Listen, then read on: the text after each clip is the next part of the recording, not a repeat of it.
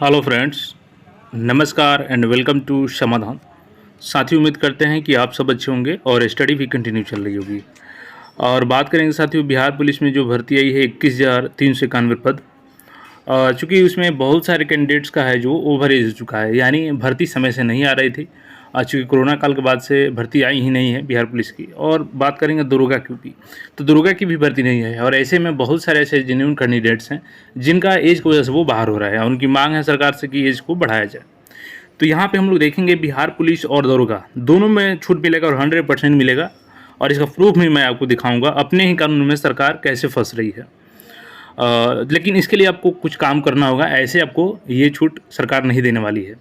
तो चलिए यहाँ पे सारा डिटेल्स को समझते हैं। यहाँ पे इसके लिए हम लोग देखेंगे कि बिहार सरकार का क्या कानून है एज में छूट देने का, कैसे अपने ही कानून में फंसती नज़र आ रही है। चूँकि आप सबको पता है कि अभी कोर्ट में केस भी हो गया है, अभी उसकी मेंशनिंग हो गई है। अब कब हियरिंग का डेट आता है उसके अनुसार मैं उसका अपडेट दूंगा।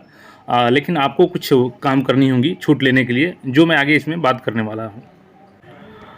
चूँकि अभी जैसे देखेंगे आप लोग, बिहार पुलिस की जो भर्ती आई है उसमें आपका जो एज कट ऑफ रखा गया है वो 1/8/2023 रखा गया है।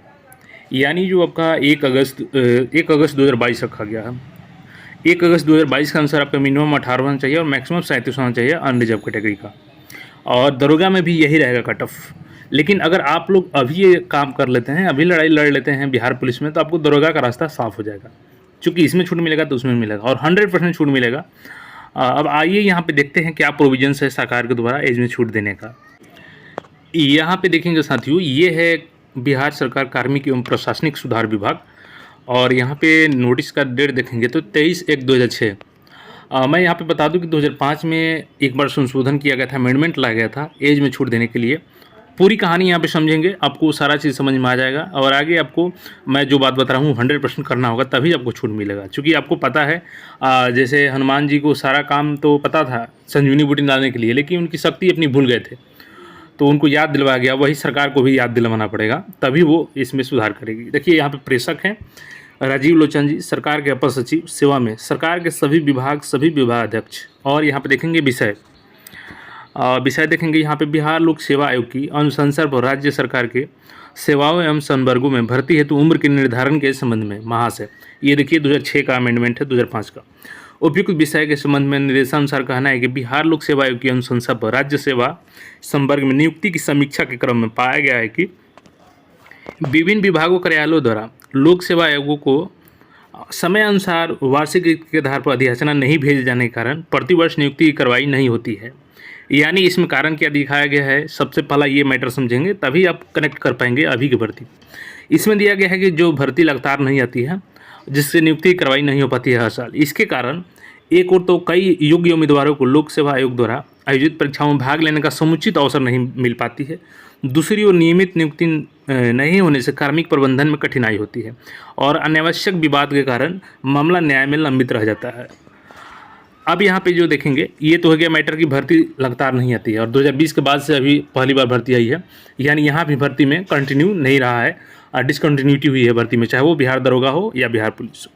इस संबंध में यह उल्लेखनीय है कि बिहार लोक सेवा आयोग के पूर्व परामर्श कार्मिक एवं प्रशासनिक सुधार विभाग के पत्रांक यहाँ पे देखेंगे दिनांक 17/6/77 द्वारा अधियाचना भेजने के एक समय सारणी परिचारित की गई थी। उक्त परिपत्र के अनुसार प्रतिवर्ष रिक्तियों का आकलन 1 अप्रैल की स्थिति के अनुसार करते हुए 30% अधियाचना आयोग को भेजी जानी थी। तदनुसार आयोग द्वारा विज्ञापन का प्रकाशन 15 जुलाई तक कर दिया जाना था। उक्त आधार पर नियुक्ति हेतु कट ऑफ का निर्धारण 1 अगस्त किया गया था। अभी भी देखेंगे 1 अगस्त ही किया गया है। यहाँ तक आपको पॉइंट समझ में आया होगा।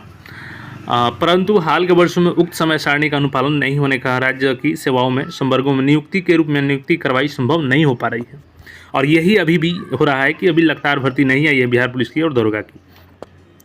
यहाँ पे देखेंगे उपयुक्त तथ्यों के आलोक में अनुरोध है कि रिक्तियों का आकलन प्रतिवर्ष किया जाए तथा तदनुसार को अधियाचना प्रतिवर्ष भेजा जाना सुनिश्चित किया जाए। परंतु यदि किसी कारण से ऐसा संभव नहीं हो सके तो वैसी स्थिति में जो उम्मीदवार अंतिम विज्ञापन परीक्षा के समय उम्र के आधार पर पात्रता रखते थे और उसके बाद भी अगले वर्ष या उसके बाद वाले वर्ष में परीक्षा होने पर परीक्षा में भाग लेने हेतु अधिकतम उम्र सीमा के आधार पर योग्य होते हैं, परंतु विज्ञापन नहीं होने के कारण अधिकतम उम्र सीमा पार कर जाते हैं और कार्यक्रम में अगली परीक्षा हेतु विज्ञापन निकालते समय उम्र की सीमा के आधार पर अयोग्य हो जाते हैं, वैसे अभ्यर्थियों को ऐसी परीक्षा में भाग लेने का अवसर दिया जाए तथा मात्र उम्र के आधार पर अयोग्य होने की स्थिति में उन्हें परीक्षा में भाग लेने से वंचित नहीं किया जाए।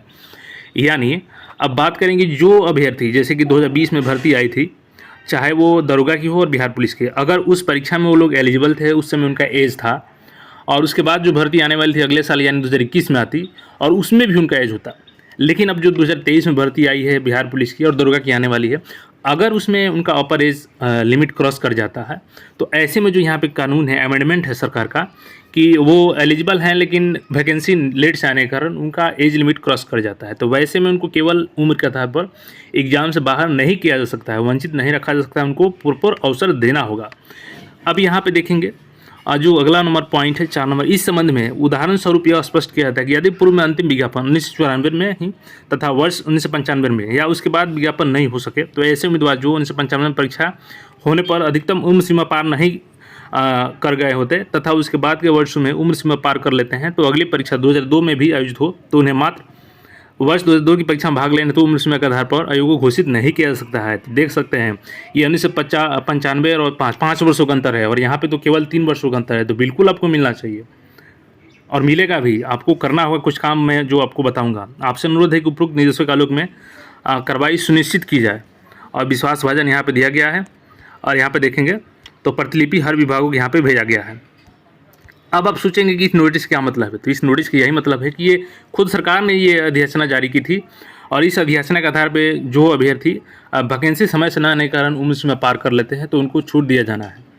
अब सरकार क्या की है कि 1/8 कट ऑफ रखी है, तो वैसे उम्मीदवार बाहर हो रहे हैं, दरोगा में भी बाहर होंगे, लेकिन जो कोर्ट केस हुआ है अब उसमें आपको हेल्प करनी होगी। जो भी कोर्ट केस किए हैं उनको मदद कीजिए शारीरिक आर्थिक रूप से।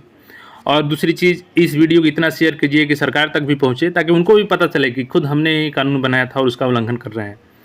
अब आपको लग रहा है कि कैसे ये नियम लागू हुआ, तो देखिए कोर्ट केस जो हुआ है, चूँकि सरकार जो कार्यपालिका होती है वो कानून बनाती है और न्यायपालिका के काम है कि कानून को लागू करना। अगर ये सरकार अपने ही कानून का उल्लंघन करती है तो न्यायपालिका की डंडा जरूर चलेगा सरकार पर और सरकार फिर अपना फैसला बदलेगी। तो काम आपको यही करना होगा कि जो कोर्ट केस हुआ है उसमें हेल्प कीजिए जो भी किए हैं। इसके अलावे जो जितना हो सकता है इस वीडियो को हर सोशल मीडिया प्लेटफॉर्म से शेयर कीजिए ताकि सरकार के पास भी पहुंचे और अन्य लोगों के पास भी पहुंचे, ताकि इस मुद्दा को और जोर शोर से उठाया जा सके कि सरकार जो कानून है वही उसका उल्लंघन कर रही है। इस आधार पर न्यायपालिका भी आपको मौका देने वाली है, तो बिल्कुल आपको इसमें छूट मिलेगा, बस बशर्ते आप लोग अडिग रहें। इस वीडियो को अधिक से अधिक शेयर कीजिए। जल्द ही मिलते हैं नए अपडेट के साथ में, तब तक के लिए आप लोग स्टडी करते रहें और चैनल को सब्सक्राइब करके जरूर जुड़ जाए। अगली अपडेट के साथ जल्द ही मिलते हैं। धन्यवाद।